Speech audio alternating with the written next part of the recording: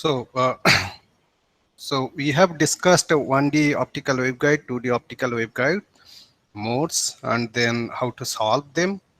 All these we have discussed. Today we'll discuss about orthogonality of guided modes.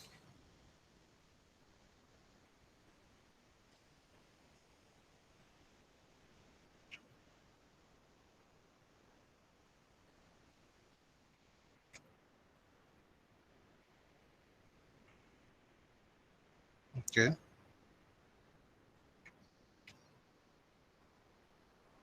Okay, guided modes.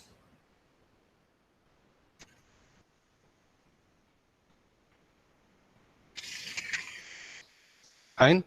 Orthogonality of guided modes.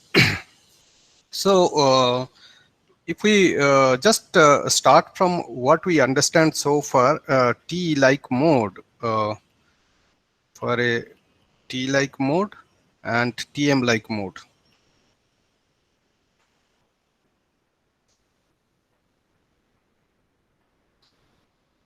So these are all our own definition that actually we define with respect to a given waveguide geometry or structure.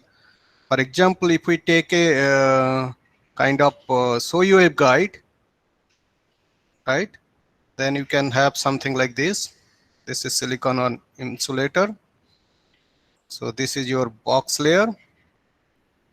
Box layer can be a little bit thicker.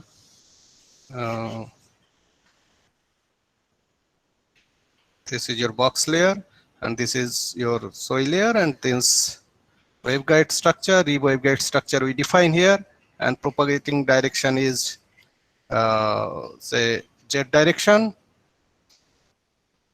Okay, and this is your Y, and this is your X. XY cross section is your waveguide cross section, XY plane, and propagating along Z direction. For that type of waveguide, when we call T mode, T-like mode, that means our electric field we defined something like this: 0 EY, Y field will be Y component will be dominating Z, and magnetic field will be magnetic field. You can write H or B. It should be your HX 0 and HZ.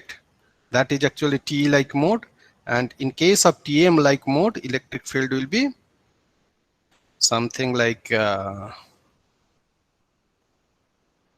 EX 0 EZ, and magnetic field will be something like what do you call that? Yeah, so 0 HY HZ. Okay, so to understand coupled mode, orthogonality of guided modes, let us stick to a particular mode, say T-like mode, for example. And T-like mode, you can consider also TM-like mode. Only thing is that you have to consider the dominant electric field. So here you are considering dominant electric field EY, and here dominant electric field is EX. So that is the thing, difference between T and TM-like. So in principle, these are very much important when you are going for different type of application. Use this type of waveguide structure for designing different type of devices for different applications. Then you need to know which component is dominating and how to exploit that. So that's the ultimate goal. Okay, so we just consider for a given mode. So whether it is T-like mode or TM-like mode, any mode, these are just our definition. But in general, let us consider the mth mode. Mth mode, and for mth mode, that can be T-like, that can be TM-like, whatever. But overall electric field for the mth mode, if I want to define, say we can write something like that, m some kind of index, maybe just fundamental mode and then maybe first order mode, second order mode, and so on, depending on their effective index solution, right, or beta solutions. So this em we can write something like this.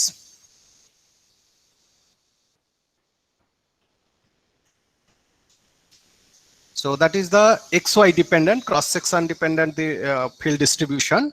And then we must write a phasor part e to the power j omega t minus, you have to write beta mz.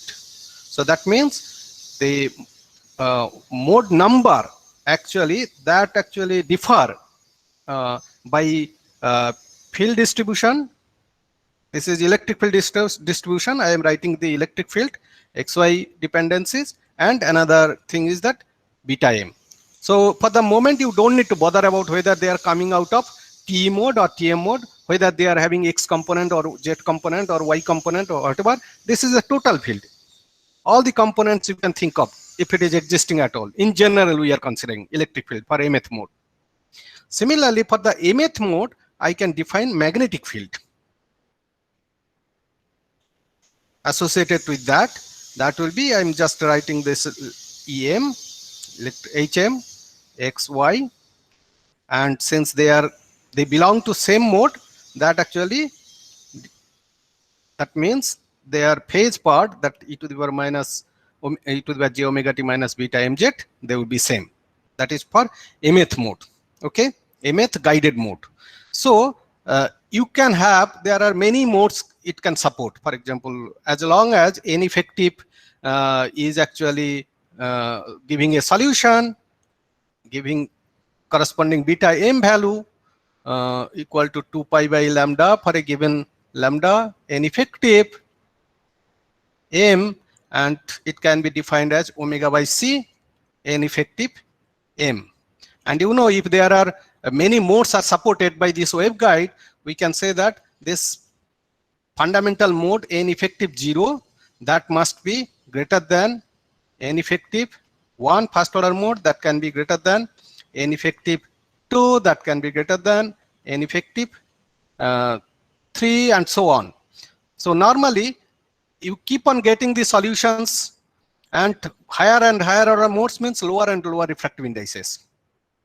Okay, so when this n effective is somewhat, okay, it is going to the refractive index of NSiO2, the silicon dioxide in the box, SiO2, then that means that mode will not be confined, that will be actually coupled to the substrate, lower cladding. So that will be a leaky mode. As long as you find n effective greater than something in silicon oxide, that will be guided. And another thing is that sometimes also we have discussed, you just should not forget that we normally should have two types of indices. One x direction confinement, another is y direction confinement, right? So you remember that when we tried to analyze this type of waveguide structure using effective index method, you decompose them into 3 1D waveguide, and then again you consider final 1D optical waveguide, and then you get two different indices. Normally we use n effective instead of only one index. Here m we can write mn. That means that m stands for the confinement along x direction, and n stands for y direction. And corresponding electric field we should be writing like epsilon EMN. That means that mode corresponding to how it is mode number along x direction, along y direction. That way we can define. But for the moment we don't bother about this thing, m or n, whatever. We just give single index 0, 1, 2, 3 depending on their effective index solution.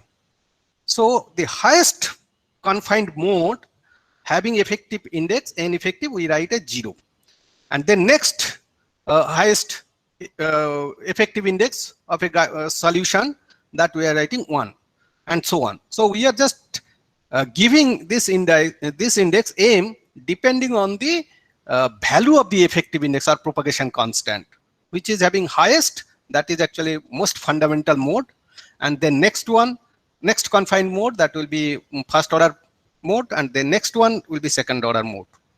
So far up to this point it is clear, right? So this m means it's one of the solutions, and if I am just writing m equal to 0, beta m should be equal to 0, that will signify that that is the beta corresponding to this value. Beta value will be the highest value, an effective 0. Then slowly it will be reducing and reducing. When it is coming down to cladding region effective index, that means that particular mode, that particular solutions will not be confined. Clear? Fine. Now with this concept, I will try to understand orthogonality condition of the guided mode. Orthogonality condition of the guided modes. So what is that? It is very important to understand integrated optics. Okay. So first of all, we try to prove some theorem that is called Lorentz reciprocity theorem.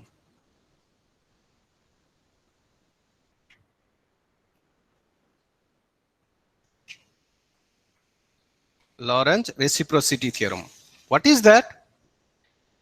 Suppose you have mode number 1, guided mode, or maybe leaky mode, whatever. For the moment we are just considering mode number 1 and mode number 2. Okay, solution from the Maxwell's equation for a system. You are getting mode 1 and mode 2. Mode 1 is giving a set of electric field E1 and magnetic field, this one. And mode 2, it is giving say E2, H2. So this one means it corresponds to the m value. M value I am considering here 1. Any arbitrary mode, that can be fundamental mode, that can be any guided mode, but one of them, that I signify as 1. And another guided mode, that can be anywhere, fundamental mode or first order or second order mode, any number of modes, corresponding electric field and magnetic field I define like this. If this is the situation, I am just, maybe there are 10 modes, guided modes you have in the waveguide. For the waveguide, if you solve, you get 10 confined mode, and more than 10, 11th mode maybe leaky, 12th mode leaky, and so continuum it will be going. I just consider any 2 of the guided modes. Okay, then we can show that divergence of E1 cross H2 minus E2 cross H1, that should be equal to 0. This is actually called Lorentz reciprocity theorem. You see, I have considered 2 modes. Mode 1 having electric field component designated as E1 and associated magnetic field is designated as H1. And mode 2 associated electric field vector E2 and associated magnetic field H2. All of them you can say that they are traveling with, mode 1 will be traveling with e to the power j omega t minus a, we can define like this, beta z along z direction, suppose it is traveling, right? And this is for mode 1, and for mode 2 I can say that that is actually traveling with a to the power j omega t beta 2z. And their field distribution will be accordingly whatever solutions you are getting. For the moment, you can assume that those are known. Those have been solved using the full vectorial method I have discussed in the previous classes. Okay. So with this concept, I want to show that this Lorentz reciprocity theorem is true. So that means when I'm writing mode 1 means I'm just writing E1, H1, and along with that I will be writing beta 1 as a characteristics. And mode 2 I will be writing then E2, H2, and corresponding propagation constant B2. Okay, and I am considering that waveguide is Z propagating, cross section is XY. So these are the assumption. Now I go back to our Maxwell's. Whatever solutions you get for mode 1, mode 2, they must be solved from Maxwell's equation, right? Solving Maxwell's equation for that type of waveguide geometry. So they obviously they satisfy Maxwell's equation, right? So if individually they should satisfy Maxwell's equation.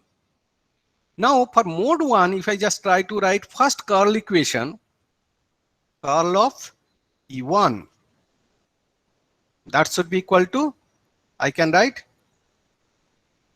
B1. I'm just writing B1 here because so far we have been discussing instead of H, magnetic field here. So here instead of H2 I can write B2, and H1 I can write B1 also. That's fine. So the first curl equation I'm writing like this. Is that okay? Curl equal to minus del B del T, and time dependent del T means minus j omega, right? So what we do, both side I take a dot product with a B2. So that means my instead of H1 I will be writing B1, and H2 I am writing B2, for example, magnetic field. Just for understanding purpose, continuation purpose from the previous class, I'm just writing this one. So I can write from this equation, you just check B2 dot curl of E1, that should be equal to minus j omega B1 minus B2. Okay. So this I am going to prove basically. Okay. So this I can write both sides. I have taken B2 dot product, right? So J minus j omega B1 B2. So let us write this is equation number 1. So similarly, if I start with another curl equation, but that curl equation if I write something like this,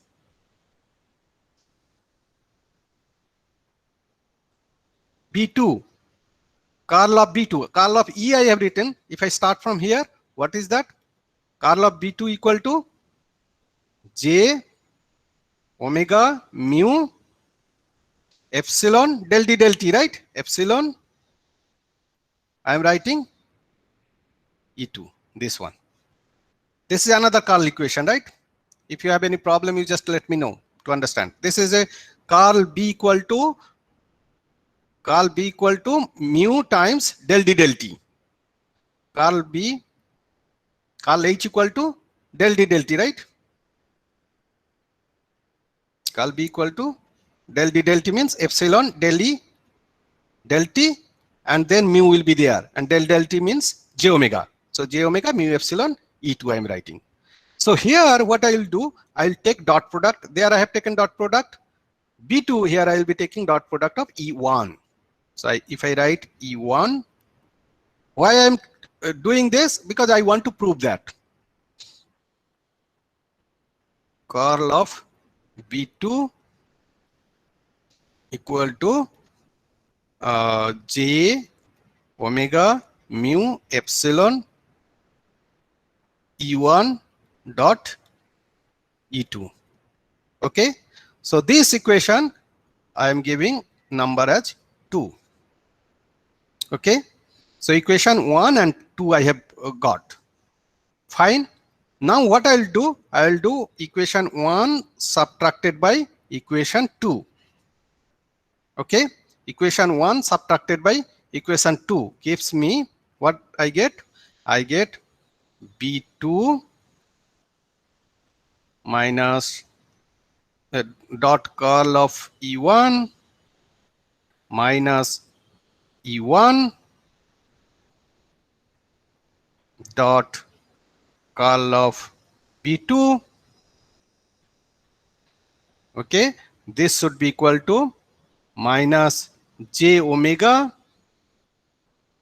B1 B2 and j omega common. So I am writing mu epsilon E1 dot E2. So this is a equation 3. Okay. So this is straightforward. I'm just writing. I just started with the mode 1 curl equation. Then I took B2 from mode 2 and take dot product, because I know that both the modes simultaneously satisfying the guiding condition. So I try to see what is the effect here, what is the value here. Similarly, I start with the Carl equation for the magnetic field for mode 2, and then I am taking electric field from mode 1 and taking dot product both sides.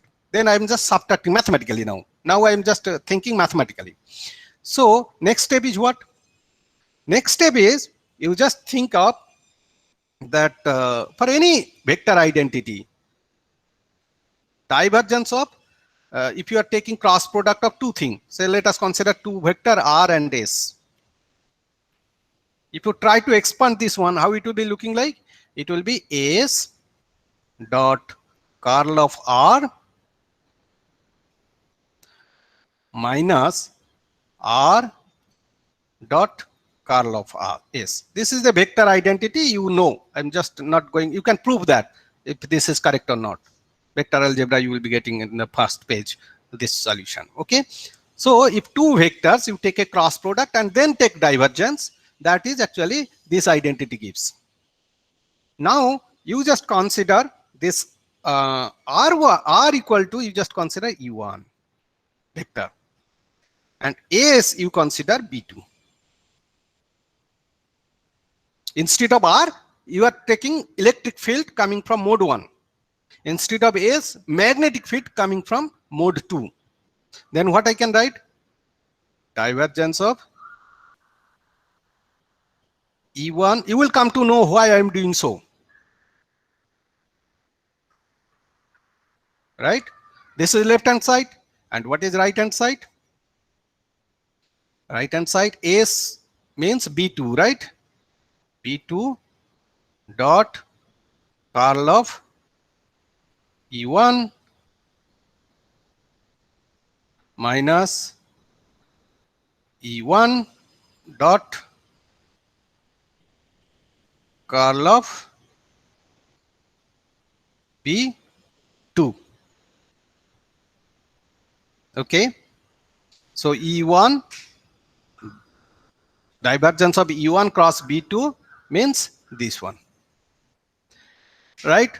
So this equation, if I just simply see that this right hand side is nothing but, just go back to the previous slide. You see what is left hand side here you have, that is actually you are getting right hand side, right? So that means the left hand side I can write like this. Whatever the thing left hand side is there in this equation, here this left hand side equal to nothing but divergence of E1 cross B2.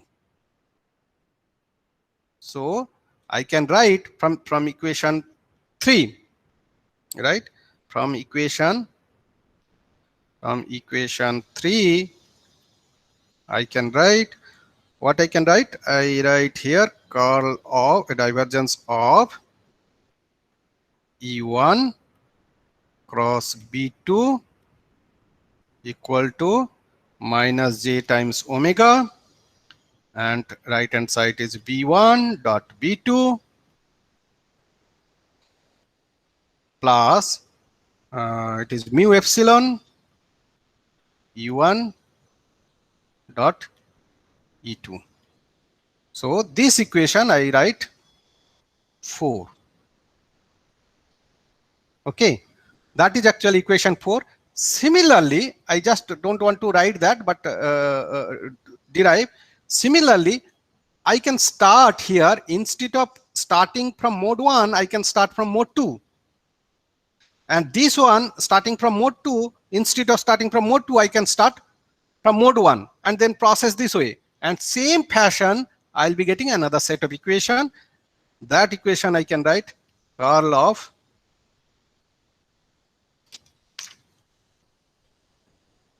the divergence of E2 cross B1.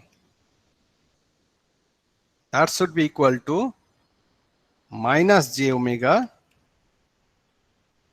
Okay, and same thing you will be able to get right hand side. Right hand side will be same procedure. You go in a similar fashion, starting from mode 2 and mode 1 respectively. You get this thing, and you write 5, equation 5. Okay, so now you check equation 4 and 5. That right hand sides are equal, so left hand side must be equal. That means I can say that divergence of E1 cross B2 minus divergence of E2 cross B1, that should be equal to 0. This gives you divergence of E1 cross B2 minus E2 cross B1, that is actually 0. This is actually what I wanted to prove. Straightforward. It is called Lorentz reciprocity theorem. That's very, very important to understand orthogonality condition. Okay, any doubt till now? Every step you need to understand and you have to visualize. So you try to understand. This is not a simple maths. What you are getting here, you are just taking a so for example, you just taking a cross product of E1 and B2, and here and taking divergence, and here cross product of E2 and B1. That means you are taking electric field from mode 1 and magnetic field from mode 2 and taking a cross product, and then taking divergence.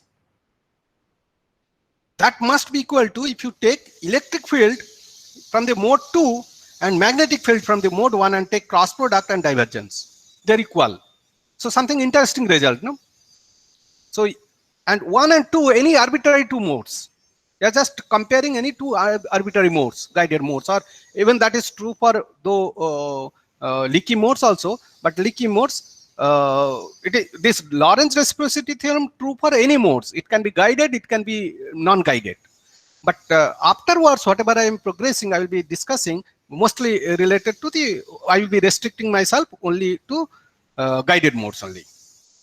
Okay, so now this is understandable, and let us try to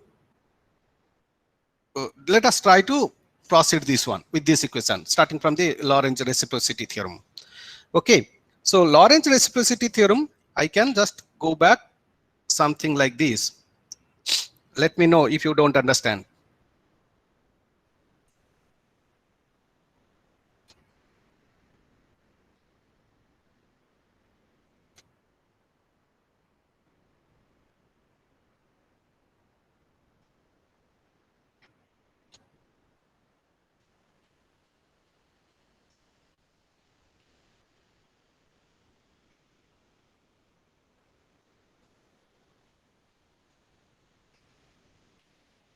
Now I am writing, instead of B1, B2, I am just going to directly magnetic field from the reciprocity theorem. Is this okay? Any objection if I write this equation? So this is nothing but, what is this? This is nothing but del operator. What is that? We have AX del X plus AY del Y plus AZ del Z. And this one I am writing like this.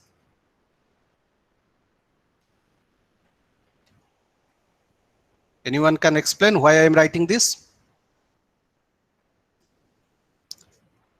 This nabla operator or this del operator, I am just decomposing into transverse one and longitudinal component. Okay, this is the transverse component and this is a vector. You are just considering like a vector. So whatever the components they are in a plane, XY plane, that is one thing, and another is this one. Why I am using that one? Because I know that my waveguide is jet propagating. And jet propagating means I have the phase factor something like this. So if I do del del z, I know that del del z means equivalent to, it is j minus j beta. So wherever del del z is there, I know that it will be minus j beta. So this is the reason I have just used the previous equation. You see, this equation, instead of del, I just, this is a vector, right? This vector I just decomposed into transverse component and longitudinal component.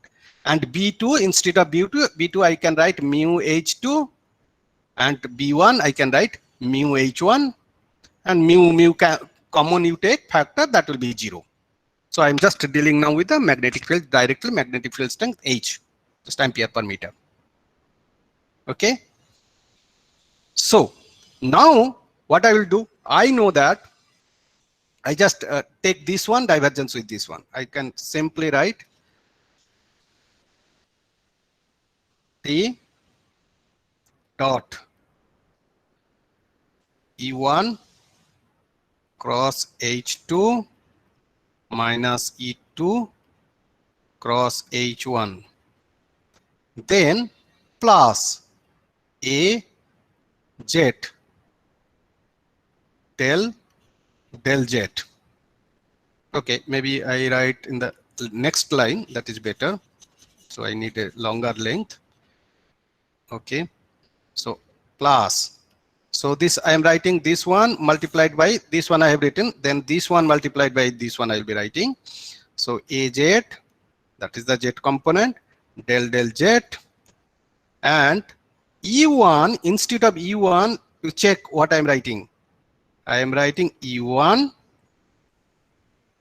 x, y, of course vector I can write e to the power j omega t minus beta 1 z cross h2 xy e to the power j omega t minus beta 2 z. That is the first term. And the second term will be within the bracket box here. We can write e2 xy e to the power j omega t minus beta 2z cross, this is a vector of course, and then h1 xy e to the power j omega t minus beta 1z, this one, this total thing. So this one plus e1 cross h2, this would be minus sign, right? This is a minus sign, sorry, this should be minus sign, that should be equal to 0. Are you okay with me? Yes, Bant? Yes, sir. Going good? Okay. So now you see, I have a derivative del z. And what is the del z term is there? You see, del z term, if you just consider, if you just phasor factor, if you just, because vector is this one, these two vectors, but this phasor factor, they are just can be considered like a scalar, and they can be multiplied together. So that means I will be getting 2 omega t, j times 2 omega t minus beta 1 plus beta z, right? So I can write in the next thing, delta t divergence, I think what is that there? So E1 cross H2, that means total field I am writing here, minus E2 cross H1, right? This is the transverse component, and then you have the plus AZ del z, and then we can write E1 xy cross H1, that means only xy dependent part I am writing here, xy with vector sign e to the power j 2 omega t minus beta 1 plus beta 2 z. That is your first phasor part, and the second phasor part I can write, okay, I can take some space here, and then I can write minus e2 xy cross h1 xy e to the power j, okay, so second curly bracket we can write omega t minus beta 1 plus beta 2 z. This should be equal to 0, right? Just straightforward I'm writing, no complicacy here, little bit looking longer but it is straightforward. So then I can write this one,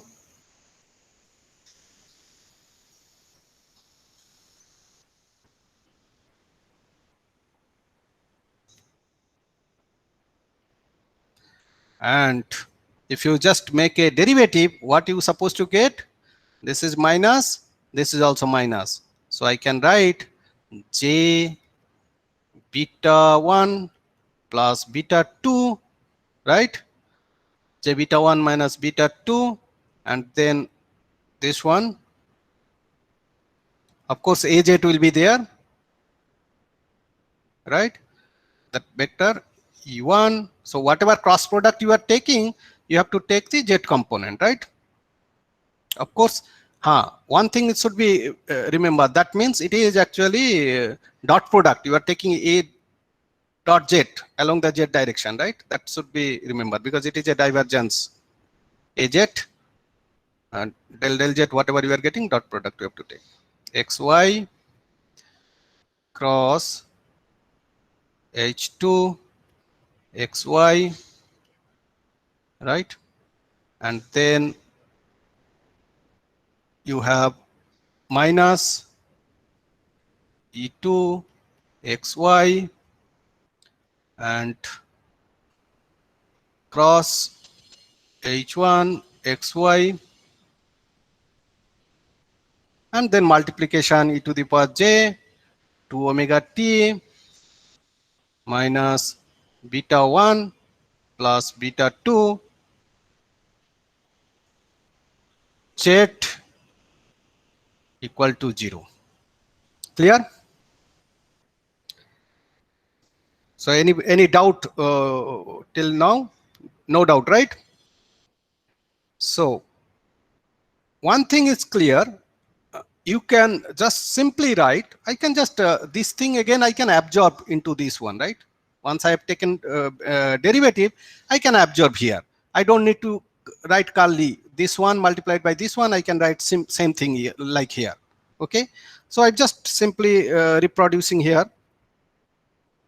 Just for derivative purpose, I have just written this thing. Otherwise, I can just go back to the original shape.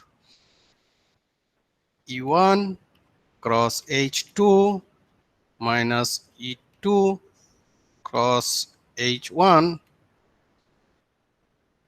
minus J beta 1 plus beta 2, right? Beta 1 minus beta 2, and then of course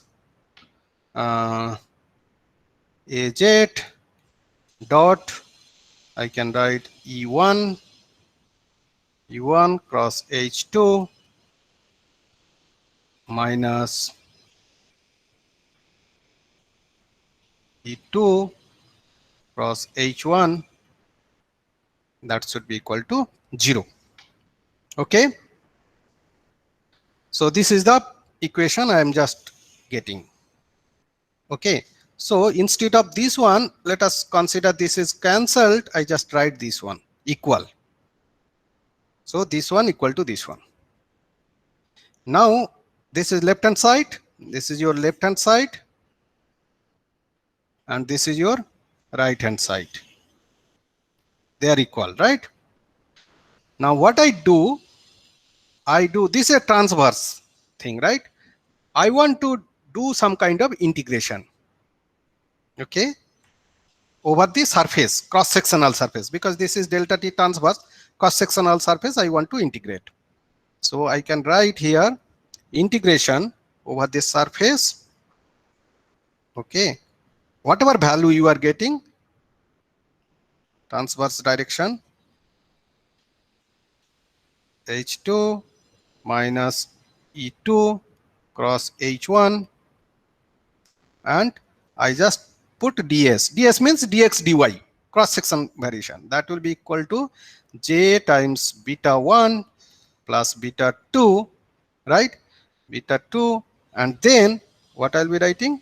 I'll be writing, say, integration of also surface, right? I'll be writing whatever E1 I am having, H2 I'm having minus E2 I'm having H1, and then dot A jet and ds. So I am just taking a surface integral. Okay, now we'll use some kind of trick here. Okay, you see, this is a divergence of surface integrals. This is a vector, right? This is a vector, for example, it is some vector called A. So divergence of A, but this divergence is not complete divergence, transverse divergence, right? Delta T, transverse component we are using. You know, we have divergence theorem, you remember that? Divergence theorem, A dot some vector, right, dv equal to, what is divergence theorem? You are taking a volume integral. Then it will be a surface integral of A into D. it will be surface integral of this one, A right? into D. Yes, sir. Right. Now this thing I will be doing little bit differently. It can be shown instead of total divergence and volume integral, if I take only transverse, a plane of this one, and since it is a plane, volume has no matter, no value. So instead of that, I am writing ds. So I will be writing surface integral. If I take only transverse thing, then right hand side, what I should write? Left hand side, one dimension I have reduced, right? Line integral. It will be line integral. It will be just line integral of this one. Okay. So this is a just divergence theorem for, this is a 3-dimensional divergence theorem, and this is called 2-dimensional divergence theorem. Okay. It can be proved, but I will be taking only the direct relationship. So if I go back to the previous one, you have a divergence of surface integral because it is 2-dimensional transverse thing. So I can write this one as a line integral. Left hand side, I can use that like a line integral. Is that correct? So I go back there, I just write some line integral, contour integral I will write, right? So left hand side will be E1 cross H2 minus E2 cross H1, okay, and I take the line integral dl. But this contour I am taking in xy plane, okay, only xy plane, this transverse component I am taking because del t, that is the there transverse component, and in that xy component, suppose you have a waveguide like this is your waveguide, right, and this is your y x, and waveguide is going like this. So I'm just taking the surface integral for the xy cross section, meaning now line integral, whatever the surface I am using, I just go to the line, outside line, and then get the value of this one and take line integral, segmented line, I just multiply and keep on adding, right? This is the thing. And right hand side as usual, j beta 1 plus beta 2, and that also I will be writing, say, like ds, right? E1 cross H2 minus E2 cross H1, okay, and dot az ds. Okay, that I am writing. Good. Now you have a waveguide and you have a E1. What is E1, H1? They are corresponding to mode 1, guided mode 1 I am considering. And E2, H2, they are also guided mode, mode 2, guided mode. Now, if you just see, this is the waveguide cross section, jet propagating direction, this is jet propagating direction, this is your XY plane. A guided mode means you supposed to get a field distribution, electric field distribution that will be confined somewhere, right here. And outside the field will be what? As you go away from the core, the field will be Evanescent or decay. evanescent tail, and ultimately it will be reduced to 0. 0. So that means if I just consider this contour integral, this surface, entire surface, if you integrate, then I only need to take left hand side only the boundary value. What is the boundary value of the electric field and magnetic field? What would be that value? 0. 0. That means left hand side will become 0. If I just integrate entire, that means if I just consider surface integral minus infinity to plus infinity, minus infinity to plus infinity, x direction, y direction I'm just considering. And in this case, that surface, you have to take only the contour region, line region, surrounding region you have to consider. So surrounding region, normally for guided modes, they are 0. So left hand side will be 0. So once left hand side equal to 0, that means this one actually equal to whatever right hand side are you supposed to get, that will be equal to 0, right? This one is constant. So this is 0 now, right? You just keep in mind, we are considering a large surface integral. So that left hand side is supposed to be 0 because they are only line value you need to take. But here, whenever you are taking surface integral, right hand side, surface integral, you take for this one and take for this one, they actually will be same, basically. So ultimately you get, what you get? You get your surface integral of E1 cross H2 dot whatever the thing dot AZ ds should be equal to surface integral of E2 cross H1, or you can write minus sign, we can write minus sign AZ ds equal to 0.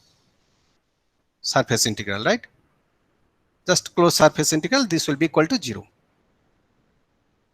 And eventually, because it is a only z component, you are taking dot product of the z, but this is actually transverse direction, right? Normally it is a transverse direction, you will be going to start surface integral along xy, okay, cross section.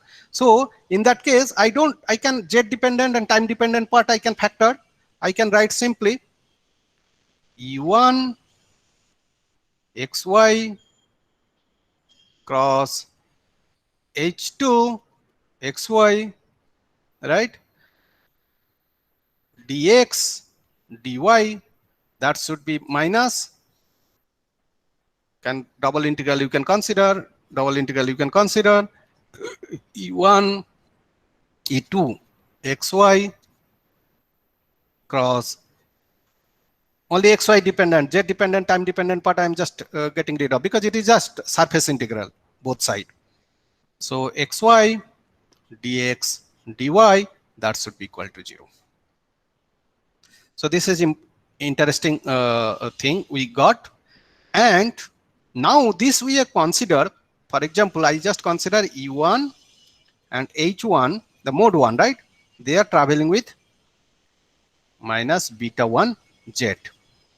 And then mode 2, H2, that mode 2, the two fields I am writing individually, within bracket I am writing e to the power j omega t minus beta 2 z. So just one thing you should be thinking probably. See, both the mode, if you see mode 1 and mode 2, both the modes, they are propagating in which direction? Positive z direction or negative z direction? Positive Z. Positive z direction.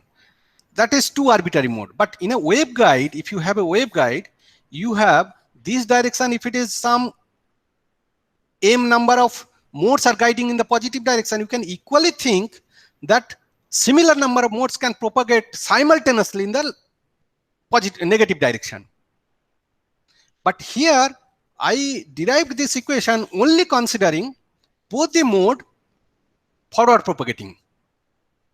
That means I have not taken any consideration, any mode propagating in the negative direction, right?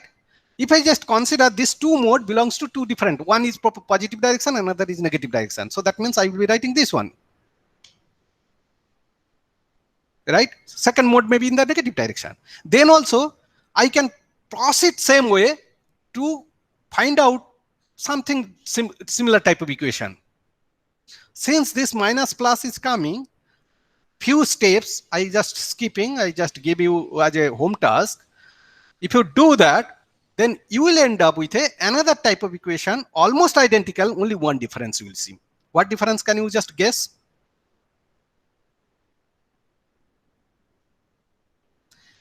I arrived to this equation assuming both propagating in the forward direction. Now I consider one equation, one mode positive direction, forward direction, another mode reverse direction, if I consider. So in that case, what would be the change you supposed to get to arrive to this equation? Sign change, minus should be plus. This minus should be plus. You can check. I think you try to do that yourself, right? But as you guessed, it is correct. This sign will be here. So you will be getting something, another mode,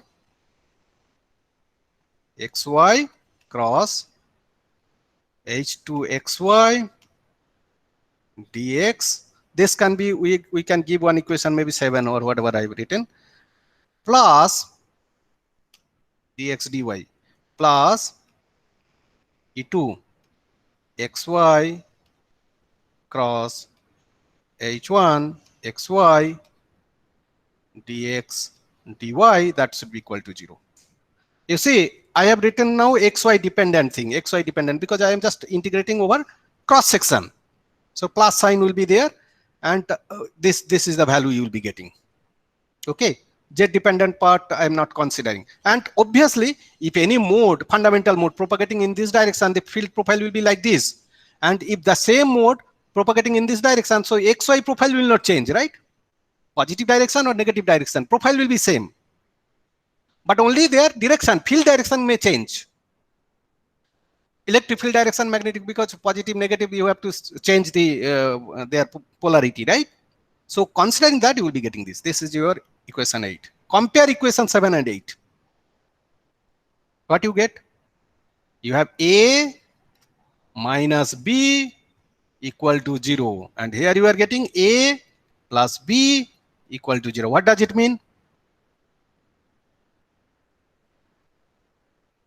A minus B equal to 0 and A plus B equal to 0. What is the value of A? A equal to 0, B equal to 0. B equal to 0. Individually they are 0. So that means I come to a conclusion that for any arbitrary two mode condition, two mode if you are comparing, that means if you say their mode profile, xy dependent mode profile cross h2 xy, that should be equal to dx dy, that should be equal to 0. And similarly, e2 xy cross h1 xy dx dy, that should be equal to 0. This looks, you say, looks simple maths, but it has a very deeper meaning. You know what is that? Anyone can tell? What could be the deeper meaning from this two equations you can infer? Modes are not coupling with each other, they are independent. Yes, because I know that E cross H means what? Energy flow. Energy Pointing flow, vector. pointing vector, energy flow. And if you just consider that is energy flow per unit length per per unit cross section area, per unit area per unit time, right? So that means I can write, say, E1 xy cross age xy. What is this? The street is coming now. Yeah, age. Sir, Yes. I have a class from Just 30 seconds Okay. I need. So H2, H1, XY, if you are considering, that means energy flow for mode 1, right? If I take electric field from mode 1 and magnetic field also mode 1, then I know that is nothing but the energy flow for that particular mode. But here what I get? E1, I am taking electric field from the mode 1 and magnetic field I am taking from the mode 2. Right? Electric field from the mode 1 and magnetic field from mode 2. So that is not actually giving you some value, energy value, and you are integrating. That means they are not coupled. You cannot think some energy flow jointly shared by mode 1 and mode 2. Mode 1 is independent and mode 2 is independent. That is the orthogonality condition. You just multiply them together and integrate, you get 0. That is actually the famously known as orthogonality condition of the guided mode.